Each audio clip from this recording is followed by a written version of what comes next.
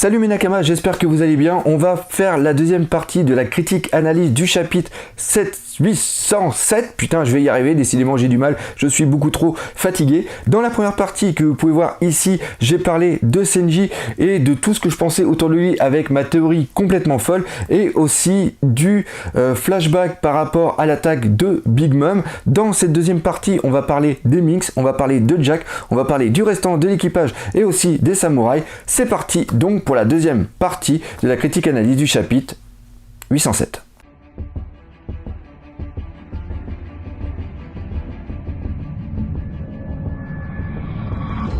On va commencer par parler de Jack car là on a quand même une info importante, c'est-à-dire qu'il a un Zoan préhistorique, le Zoan du mammouth. Donc j'avais raison la dernière fois, mais on s'en doutait quand même pas mal parce que il y avait plusieurs éléments là-dessus. Déjà la proue de son bateau qui était déjà un éléphant, donc là on pouvait quand même s'en douter. Et après il y avait quand même la trace de pas au niveau du sol, donc c'était sûr que c'était quelque chose d'énorme, c'était un pachyderme. Je le voyais pas avec le Zoan de l'hippopotame ou du rhinocéros, à la rigueur peut-être.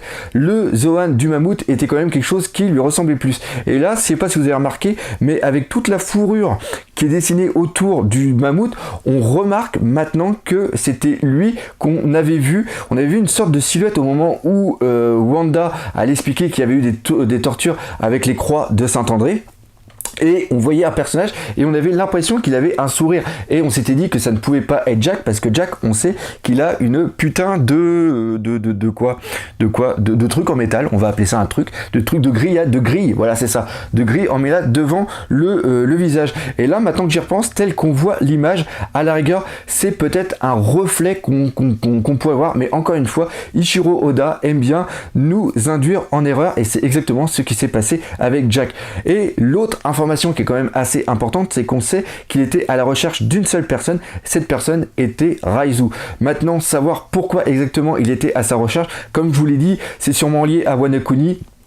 Pour avoir des informations par rapport à Momonosuke pour pouvoir le trouver, car comme on sait, Momonosuke était une carte maîtresse par rapport à Dressrosa, et on avait vu aussi que Kinemon et Momonosuke avaient complètement pâli, avaient eu très peur quand justement Law avait parlé de Kaido. Et on peut dire aussi que Jack ne fait pas dans la dentelle, car à peine arrivé où on voit justement les cloches qui sont sonnées, les cloches d'alerte, on voit qu'il avait commencé à raser et on sait que c'est lui justement qui a défoncé les portes de la ville. Et là ça reprend complètement son Zoan, c'est-à-dire l'éléphant ou enfin le mammouth carrément, où il envoie dans le tas. Donc c'est lui qui a défoncé en un sens, c'est normal, mais qui a défoncé les portes. Et là on voit justement Zunisha, l'éléphant géant de Zu, qui commence un petit peu à hurler. Et en un sens je peux le comprendre parfaitement, car il se fait arracher tout ce qu'il a sur le dos, c'est-à-dire les arbres, les arbres, vu qu'il est en train de déraciner la forêt. Et on peut penser justement que les racines sont assez profondément ancrées sur sa peau, et ça doit lui faire mal, parce que quand vous arrachez un poil du cul, vous pleurez.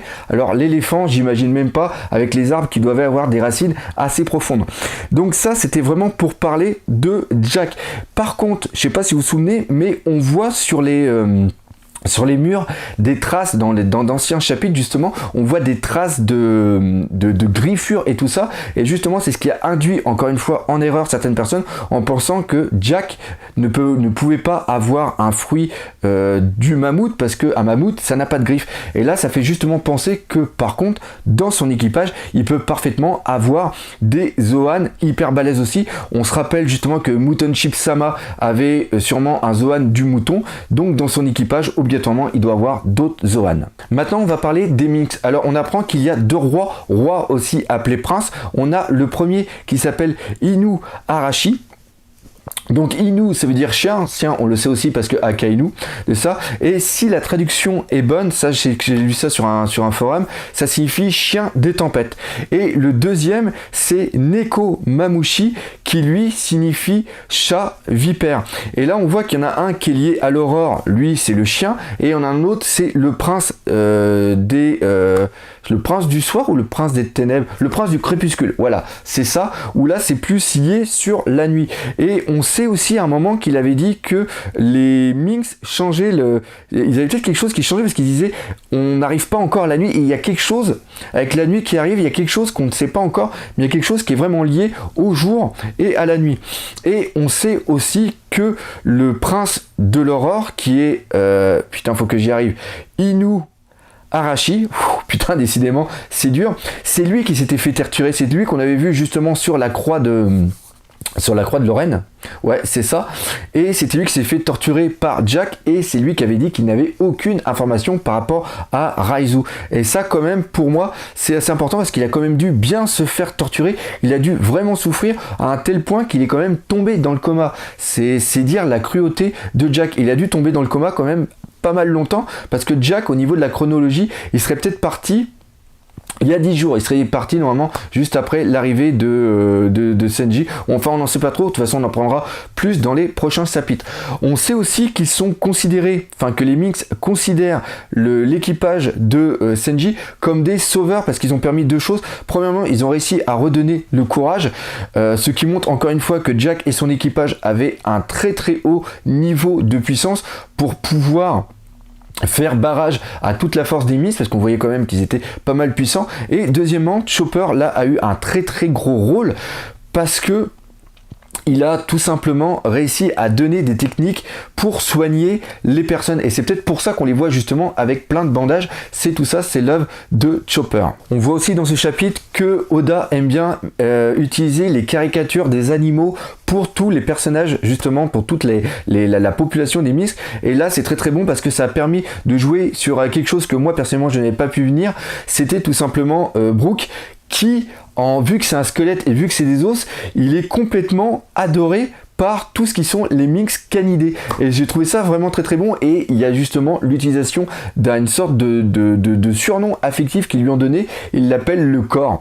Et ça c'est quelque chose que j'ai pas vu venir et pourtant qui était quand même assez gros, mais on a tellement, c'est encore une fois, on a tellement été pris par la tristesse pour on s'est tellement focalisé sur Senji, son état, qu'on n'a pas pensé à ce que devait être justement Brook. Moi personnellement, il y en a certains qui avaient dit qu'il avait peut-être été transformé en singe parce qu'il y a un singe qui avait justement le chapeau et aussi la veste. Encore une fois, c'était des éléments qui étaient totalement valables pour une théorie, et encore une fois, Ichiro Oda dissimule des petits trucs à droite à gauche pour totalement nous induire en erreur. Donc ça, c'était déjà une première chose, et après on voit tous que le singe toujours en train de manger des bananes alors que tous les autres bouffent de la viande, et là on voit aussi qu'il y a une certaine hiérarchie au niveau des animaux, parce qu'ils mangent des animaux qui ne sont pas à poil.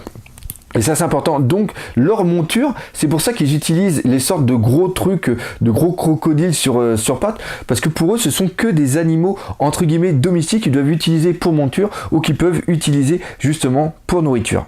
Vu que j'ai parlé de l'effet comique qu'on a avec Brook, on va parler aussi de l'effet comique qui était juste en première page, où on voit que les samouraïs ont quand même réussi à retomber sur le bateau. Rappelez-vous, ils étaient en train de monter justement avec le chat qui avait été dessiné, mais vu qu'il y a toute l'eau qui est envoyée par la trompe de Zuzunashi, je crois qu'il s'appelle comme ça, et justement ça a effacé le dessin et ils sont retombés, et justement ils vont tenter de revenir le lendemain. Et en un sens, c'est toujours un effet de narration pour nous empêcher de savoir qui est exactement Raizu. C'est toujours cette attente de ne pas avoir l'information qui est assez énervant quand tu lis One Piece et qui te fait tellement attendre le chapitre de la semaine prochaine, car pour une fois, ils allaient annoncer tout ce qui s'était passé au niveau de Jack, mais il y a quelqu'un qui annonce justement que le prince vient de sortir du coma, et là, les samouraïs n'ont pas pu revenir, donc Kenjuro ne peut pas nous annoncer pourquoi justement ils ont décidé d'aller sur Zou, et il y a toute cette chose qui nous fait toujours trotter plein de petites choses dans la tête. Donc ça c'était vraiment pour tout ce qu'il y avait à dire au niveau des Minx et au niveau de Zou, et ça me fait penser que j'ai oublié de parler de deux choses qui sont quand même assez importantes. Premièrement, César qu'on a pu entendre parler. César, on s'aperçoit qu'il n'est plus là, donc moi je suis persuadé encore une fois qu'il est parti avec Jack, parce que ce mec là c'est quelqu'un de vicieux qui va toujours chercher le plus fort, et là il va dire justement qu'il est César et que c'était lui qui créait les Smiles, et c'est pour ça qu'il veut rejoindre Kaido pour pouvoir remettre tout ça en marche. Donc c'est pour ça pour moi qu'il est parti avec Jack. Et on a aussi l'info que j'ai complètement oublié de parler de Momonosuke qui a décidé de s'enfermer dans une salle, donc il a quelque chose il déteste les Minx, on ne sait pas encore pourquoi, mais encore une fois on ne sait pas pourquoi, c'est ça qui casse vraiment les couilles. Et la dernière chose que j'ai oublié de parler, et pour moi qui était quand même super important, c'est le bateau de Big Mom, de savoir pourquoi il a un putain de visage. Et pour ce bateau, sans jeu de mots, je dirais qu'on est vraiment dans le vague. Il a un visage, il chante, donc pour moi, il a une sorte de personnification. Il a une sorte d'âme qui peut être en lui, et on sait que Vegapunk avait mis quelque chose au point, c'est-à-dire qu'il avait réussi, non pas comme on peut lire sur certaines théories ou sur Wiki, qu'il arrive à faire manger un fruit par un objet, ce qui est complètement illogique parce qu'un objet n'ayant pas de bouche, n'ayant pas de truc, il peut pas le faire manger. On peut dire par contre qu'il arrive à assembler un objet avec un fruit du démon. C'est ce qui s'est passé sur Alabasta avec le chien en forme de fusil, qui est justement un fusil qui a été mixé avec le fruit du démon Zoan du type Bassé, si mes souvenirs sont bons. Et après on le voit aussi avec l'épée de Spandam, où c'est une épée qui a été justement mixée avec le fruit Zoan de l'éléphant. Là ici on pourrait penser que le bateau a été mixé avec le fruit du démon de l'humain, c'est-à-dire le Zoan de l'humain. Or c'est absolument impossible parce que premièrement c'est Chopper qui a ce fruit du démon, et comme on sait qu'il n'y a qu'un seul fruit du démon qui est possible, il peut pas y en avoir deux. Alors à moins que ça soit un fruit du démon du type Smile, mais encore une fois, comment il aurait pu être pris, vu que les Smiles ne sont seulement destinés qu'à Kaido, et qu'il ne me semble pas qu'il y ait un commerce mondial des Zoan artificiels. Maintenant, ce qu'il pourrait y avoir, c'est il y a des Zoan qui sont par rapport à des personnages énormément connus, que ce soit au niveau de la religion. Par exemple, on avait celui-là de Bouddha qui était fait par Sengoku. Là, on peut peut-être penser qu'il y a un Zoan par rapport à un clown, le Zoan du clown, ou alors le Zoan du Pierrot, parce qu'on voit qu'il a quand même il a quand même une tête assez clownesque, ce bateau. On sait aussi qu'il chante, donc il y a peut-être quelque chose qui est lié là-dessus. Maintenant, un fruit du démon lié à un bateau, est-ce que le bateau peut perdre sa capacité à flotter? Moi je ne dirais non, tout simplement parce que on sait qu'un utilisateur du fruit du démon perd de la force quand il est immergé dans l'eau. Il ne perd pas sa capacité à nager. C'est tout simplement qu'il n'a plus la force de nager. Moi, c'est tel que je vois. Et en un sens, n'hésitez pas à en parler dans les commentaires pour voir si je me plante ou pas. Quelqu'un qui sait nager et qui mange un fruit du démon ne perd plus sa capacité à son savoir de nager. En gros, c'est comme du vélo. C'est-à-dire que quand tu sais faire du vélo, tu le sais à vie, parce que c'est quelque chose qui est instinctif, c'est quelque chose qui est géré par ton cerveau, et tu n'as pas besoin de penser comment faire du vélo. Tu sais automatiquement faire du vélo. C'est exactement comme marcher. Tu apprends à marcher quand tu es enfant, mais une fois que ton sens d'équilibre il est fait, tu peux marcher normalement. Donc pour moi, nager, c'est un instinct de survie par rapport à l'humain. C'est-à-dire que quand il est dans l'eau, il ne veut pas crever, donc il nage. C'est comme ça qu'est pris normalement la fonction de nager. Et donc, un utilisateur du fruit du démon ne perd pas le savoir de nager, perd seulement la force de nager. C'est-à-dire que si tu vas dans l'eau et que tu n'as plus de force, tout simplement tu coules. C'est exactement ça. C'est-à-dire qu'une personne inconsciente n'a plus de motricité, donc elle coule. Et c'est ça pour moi qui est important. Donc un bateau, s'il arrive à être mixé avec un Zoan, il ne perd pas sa capacité de flotter. Pour moi, c'est quelque chose qui est important, car ça ne va pas faire que le bois va être poreux et que le bois va couler, par exemple. Donc pour moi, c'est tel que je vois la chose. J'ai beaucoup réfléchi à cela, et c'est la solution la plus logique pour moi, et qui expliquerait justement qu'un bateau qui est un fruit du démon puisse flotter. Voilà, dites-moi pareil dans les commentaires si je me plante ou pas. Donc voilà ce qu'il y avait à dire sur ce chapitre 807. Encore une fois, je l'ai lu et je m'attendais à un truc vraiment de transition tout basique, mais non, en vérité, ça fait pas mal réfléchir. J'espère que ça vous aura plu. J'espère surtout aussi avoir le temps de bien plancher pour pouvoir faire une bonne théorie sur Wanakoni. Donc voilà, de toute façon, moi là, il faut que j'aille bosser. Pareil, j'espère que vous aurez bien aimé. Si c'est le cas, partagez, likez, laissez des pouces bleus, laissez des commentaires. Parlez-en autour de vous, c'est très très important. Bref, voilà, moi comme je vous l'ai dit, je vais aller bosser et nous, comme d'habitude, on se dit à bientôt pour de nouvelles aventures One Piece. Allez, salut!